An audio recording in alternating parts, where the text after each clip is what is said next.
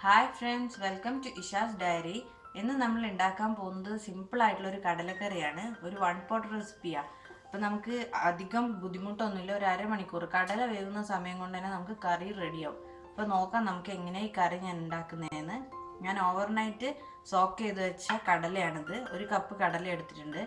നല്ല കഴുകിയതിന് ശേഷം നല്ല വെള്ളത്തിലാണ് കുതിർത്തത്. ആ വെള്ളം തന്നെ എടുത്തു വെച്ചിട്ടുണ്ട് ഞാൻ കുക്ക് ചെയ്യാൻ വേണ്ടിയിട്ട്. പിന്നെ ഒരു മീഡിയം സൈസ് സവാള, ഒരു തക്കാളി, ഒരു പച്ചമുളക്, ഒരു ചെറിയ കഷ്ണം ഇഞ്ചി, ഒരു 3 വെളുത്തുള്ളി, ആവശ്യത്തിന് മല്ലിയില, കുറച്ച് കറിവേപ്പില, പിന്നെ 1 സ്പൂൺ കോൺഫ്ലോർ എടുത്ത് വെച്ചിട്ടുണ്ട്, 1/2 സ്പൂൺ ഗരം മസാല എടുത്തിട്ടുണ്ട്, 1 സ്പൂൺ മുളക് പൊടി എടുത്തിട്ടുണ്ട്, ഒരു 1/4 സ്പൂൺ മഞ്ഞൾപ്പൊടി, ആവശ്യത്തിന് ഉപ്പ് എടുത്തിട്ടുണ്ട്, ഒരു 3 സ്പൂൺ കോക്കനട്ട് മിൽക്ക് പൗഡർ എടുത്ത് വെച്ചിട്ടുണ്ട്. പിന്നെ സീസണിങ്ങിന് വേണ്ടിയിട്ട് 1 ടേബിൾ സ്പൂൺ കോക്കനട്ട് ഓയിലും അതിലേക്ക് 1 ടീസ്പൂൺ കടുകും ഒരു 5-6 ചെറിയുള്ളിയും 2 ഉണക്കമുളകും എടുത്ത് വെച്ചിട്ടുണ്ട്. നോക്കാം നമുക്ക് എങ്ങനെയാണ് സിമ്പിളായിട്ടുള്ള കടലക്കറി ഉണ്ടാക്കുന്നത്. ഞാനിപ്പോൾ ഒരു കുക്കർ എടുത്ത് വെച്ചിട്ടുണ്ട്. ഇതിലേക്ക് ഞാൻ ഒരു ബൗൾ കടല ആഡ് ചെയ്ത് കൊടുക്കുകയാണ്. ഇനി ഇതിലേക്ക് നമുക്ക് എടുത്തു വെച്ച ചെറിയ കഷ്ണം ഇഞ്ചിയും ഒരു 3 വെളുത്തുള്ളിയും ഒരു പച്ചമുളകും ഒരു മീഡിയം സൈസ് സവാളയും ഒരു മീഡിയം സൈസ് തക്കാളിയുമാണ്. ഞാൻ സവാള നീളത്തിലാണ് കട്ട് ചെയ്തത്. നിങ്ങൾക്ക് ഇഷ്ടമുള്ള പോലെ കട്ട് ചെയ്യാം. ഇതെല്ലാം കൂടി കടലയിലേക്ക് ഇട്ട് കൊടുക്കാം. ഉപ്പ് ചേർത്ത് കൊടുക്കാം. പിന്നെ 1/4 സ്പൂൺ മഞ്ഞൾപ്പൊടി. ഞാനിപ്പം മുളക് പൊടി 1 സ്പൂണ് ചേർത്തുന്നുണ്ട്. എരിവിനനുസരിച്ച് മുളക് പൊടി ചേർത്ത് കൊടുക്കുക. ഗരം മസാല അധികം ചേർത്തണ്ട. കുത്ത് ഓവർ ആയിട്ടുണ്ടെങ്കിൽ നമുക്ക് ചിലവർക്ക് ഇഷ്ടപ്പെടില്ല. അപ്പം ഞാനിവിടെ ഒരു 1/4 സ്പൂൺ ഗരം മസാല ചേർത്തുന്നുള്ളൂ. ഇത്രയും ചേർത്തിട്ട് നന്നായി യോജിപ്പിച്ച് നമുക്ക് ഈ കടല കുതിർത്ത വെള്ളത്തിൽ തന്നെ ഇട്ടിട്ട് ഓരോ കടല ഡിഫറെൻറ്റ് വേവാണ്. അപ്പം നമുക്ക് വേവുന്നതനുസരിച്ച് ഒരു 6 മുതൽ 10 വിസിൽ വരെ ചേർത്തി കൊടുക്കാം. ഇതിലിപ്പോൾ വെള്ളം കുറച്ച് കുറവാണ്. കടല വേവാൻ കുറച്ച് അധികം വെള്ളം വേണം. അപ്പോൾ ആവശ്യത്തിന് വെള്ളം ഒഴിച്ചിട്ട് നമുക്ക് വേവിച്ചെടുക്കാം. ഇപ്പം ഞാൻ കുറച്ചുകൂടി വെള്ളം ഒഴിച്ചു കൊടുത്തിട്ടുണ്ട്. ഇതുപോലെ കടല മുങ്ങി നിൽക്കാനുള്ള അത്രയും വെള്ളം വേണം. ഇനി മീഡിയം ഫ്ലെയിമിലിട്ടിട്ട് നമുക്ക് 6 മുതൽ 10 വിസിൽ വരെ കേൾക്കുന്ന വരെ വെയിറ്റ് ചെയ്യാം. കുക്കർ അടച്ചു വെച്ചിട്ട് വേവിച്ചെടുക്കാം. ഒരു 6 വിസിൽ കേട്ടിട്ടുണ്ട്. പ്രഷറൊക്കെ പോയിട്ടുണ്ട്. ഇനി നമുക്ക് കുക്കർ ഓപ്പൺ ചെയ്യാം. കുക്കർ ഓപ്പൺ ചെയ്തിട്ട് നമുക്കൊന്നുകൂടി ഫ്ലെയിം ഓണാക്കി കൊടുക്കാം. ഇതിൽ കടല നോക്കും.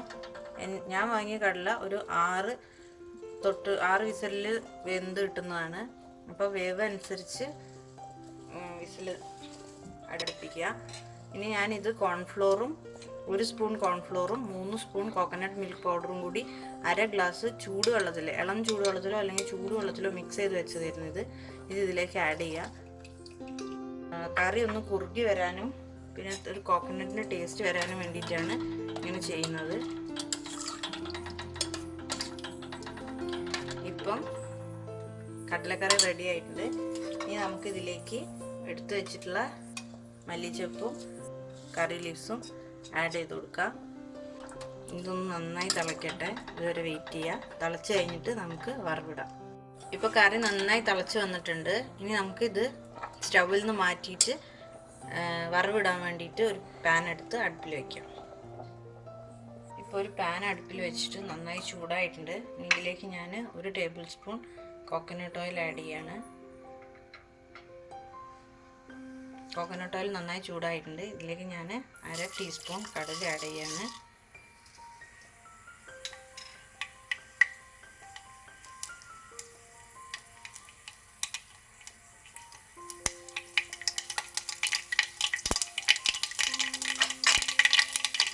കടുക് പൊട്ടി വന്നിട്ടുണ്ട്.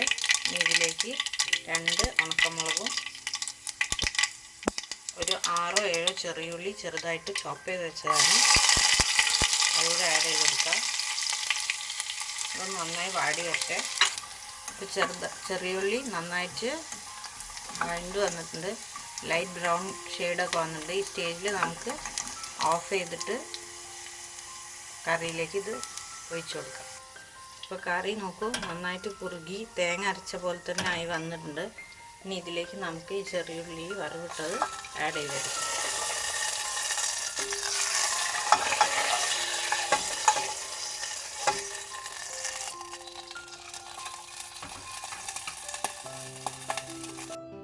അപ്പോൾ ഈസി ആൻഡ് ടേസ്റ്റി കടലക്കറി റെഡി ആയിട്ടുണ്ട്. രാവിലെ തിരക്കിട്ടിട്ട് സ്കൂളിലേക്ക് പോകുന്നവർക്കും ഓഫീസിലേക്ക് പോകുന്നവർക്കും ഒക്കെ ഈസി ആയിട്ട് ഉണ്ടാക്കാൻ പറ്റുന്ന റെസിപ്പിയാണ്. രാവിലത്തെ ബ്രേക്ക്ഫാസ്റ്റും ഡിന്നറിനും ഒക്കെ നല്ല കോമ്പിനേഷനാണ് ഈ കറി. ചപ്പാത്തി, പുട്ട്, ഇടിയപ്പം, പാലപ്പം ഇതിനെല്ലാത്തിൻ്റെ കൂടെ നന്നായിട്ട് ടേസ്റ്റിൽ പോകുന്നൊരു ഡിഷാണ്.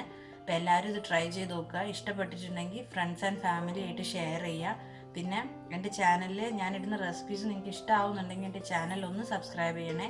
Thank you for watching Isha's diary.